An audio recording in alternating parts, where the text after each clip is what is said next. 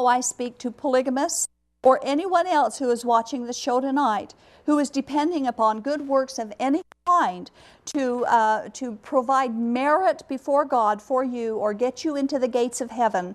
It isn't necessary, and it won't work. And don't say that the works that you're doing in polygamy or any other kinds of works that you're doing proves that you're saved, because Ephesians chapter 2 verse 10 tells us that the works that we will do after we're saved are works that God has already prepared in advance for us to do. And He has already condemned polygamy, so He's not going to prepare polygamy for you to do to get saved. And so I hope that you'll understand this, and that you won't suffer your daily dose of pain in whatever works it is you're trying to achieve to get into heaven. Jesus paid it all on the cross. It is finished, He said. He said it was finished. You know, grace will save us, but truth is what sets us free. And I hope that you'll follow the truth. And if there's anyone who's been watching this tonight and you would like our notes, my notes on this, I would love to send them to you, a PDF file by email. If you want them, just email tv@aboutpolygamy.com and ask for them, and I'll be happy to send them to you.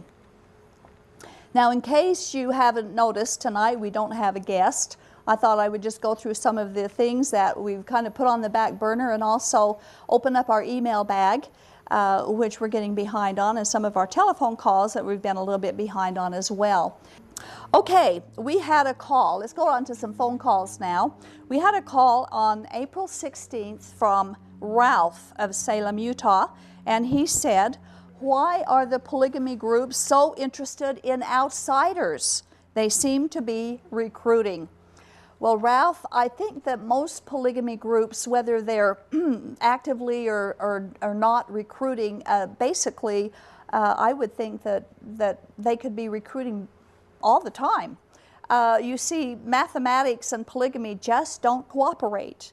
In a polygamy group, there's always more males than there are females. And most of the time, actually, if a man wants to have a bride, he is either going to get one inside the group, which is unlikely, or he'll have to go outside of the group to get one. Or he becomes a lost boy and get kicked out and doesn't get one at all. Now, when the men go outside of out of their polygamous community, they will go into the surrounding communities, and sure, they'll date girls. And I've heard some pretty sad stories where they've dated girls and maybe even married them, and the girl didn't even know they were getting hooked up with somebody that's involved with a polygamy group, and they find out when it's too late. So yes, Ralph, they could very easily be actively recruiting right now. And if you or someone you know who is watching the show tonight believe that you're being recruited, or someone that you know is being recruited, you can give us a call. Our toll-free number is 877-425-9993, and we'll be happy to give you some advice or talk to you about it. Next, we've had several telephone calls and emails, most of them resulting from our few shows that we've done just recently on Joseph Smith and his practice of polygamy and how he got his plural wives. And so I'm going to read three of the questions, but we've had more than three, but we're going to answer them all in this scenario right now. The first one said, "Why are we lying and spreading hate? It's wrong to pretend to be someone they're not." Now, obviously, this person's referring to the dramatization that we did with the girls who dressed up like the pioneer women of the days of Joseph Smith. The next one is a call from a temple worker in St. George, called, very upset that we are talking about the prophet Joseph Smith. This caller claims that I am in big trouble.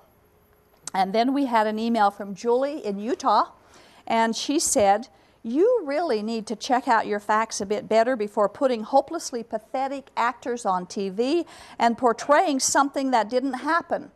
I read that you are formerly from a polygamous family, and I am sorry that you had to endure that. You are a very misled woman." Okay, Julie, would you please either email me or call the show tonight and tell me in detail how I'm a misled woman. I really would like to know why you say that. And now the rest of the answers I will give. First of all, our dramatization of Smith's wives. No one was pretending to be someone they're not. We clearly identified before the shows, during the shows, we even put up on the TV screen that we were dramatizing the plural wives of Joseph Smith. We were not being deceitful, we were not being pretentious. We were upfront and honest about the whole thing. For the critic who called them hopelessly pathetic actors, it's kind of nitpicky, I'd say, and we never introduced them as actors. We never said they were. All they were some people who really wanted to share the truth of what happened with Joseph Smith and his polygamy. And you charged that we were talking about things that didn't happen. I ask you, can you prove that statement? How do you know it didn't happen? Have you checked it out? These girls studied historical journals, historical diaries, as written in the book In Sacred Loneliness, written by a Mormon, by the way. He was a Mormon when he wrote it, and he still is. And we did the show, the interviews and the answers, based on those historical documents. And so I would ask you, check it out for yourself before you call someone else a liar. To the temple worker in St. George, would you kindly tell me what we said about Joseph Smith that isn't true? You said that that's what we were doing. What did we say about him that's not true? We ask you to let us know. We beg you, we plead with you to please let us know what we said about him that isn't true. And we also would like to prove your answer by giving us documentation of your own personal research to prove what we said isn't true. The caller warned that I would be sorry for what I was doing.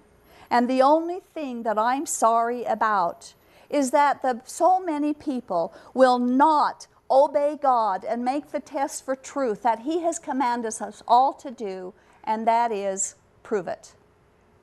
And for those who have accused me of telling lies, again, I'm asking for specifics. What lies have I told? Please tell me. Please be specific. Please prove to me your own research and what you have found out. So prove my lies by proving to me what your truth is. And if you can't or don't prove that I'm lying, then please don't randomly accuse us of lying here on this show. And finally, to those who accuse us of spreading hate, again, I ask specifics. Where and when have I been hateful? I think you just don't want to hear what we have to say, and you don't want to check it out. In Galatians chapter 4, verse 16, Paul the Apostle wrote this, "Am I therefore become your enemy because I tell you the truth?" You just don't want to hear it. That's all it is.